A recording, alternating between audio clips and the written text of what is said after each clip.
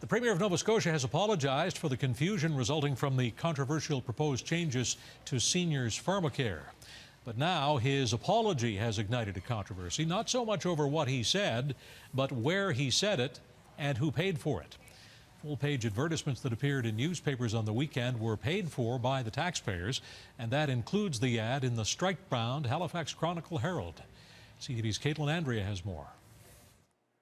It's an open letter from Premier Stephen McNeil, but some are reading between the lines. What we're seeing is the Premier spending thousands of dollars on advertisements intended as a PR exercise. In the full-page spread, the Premier apologizes to seniors and their families for any confusion or concerns about the Seniors Pharmacare program. But the Taxpayers Federation says it's a costly apology. What it does as an apology is simply to improve the Premier's image in the public eyes, and that's not something the taxpayers in Nova Scotia should be paying for. The Department of Health paid $17,000 for the ad. Using taxpayer money to send that kind of political messaging out to the province is not appropriate at all. Political messaging should be paid for by political parties, not by taxpayers. On the picket line outside the Chronicle-Herald, striking workers express concern. It's really disappointing to see Stephen McNeil and the Liberals supporting the Chronicle-Herald, which has dumped its newsroom out in the street. The ad first appeared in papers on Saturday. It ran in the Herald, plus 4 other publications across the province, including Monday's edition of Metro Halifax.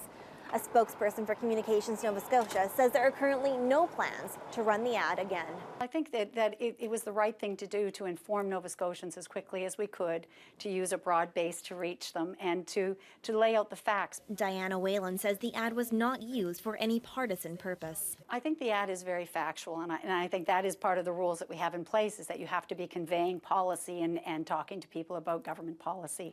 This really was an area where there was confusion, and frankly, a lot of seniors were very worried and upset. Still, some say it just shouldn't have happened. They could have better spent these resources doing a proper consultation in the first place. An ad that's generating a lot more discussion than what's on the page.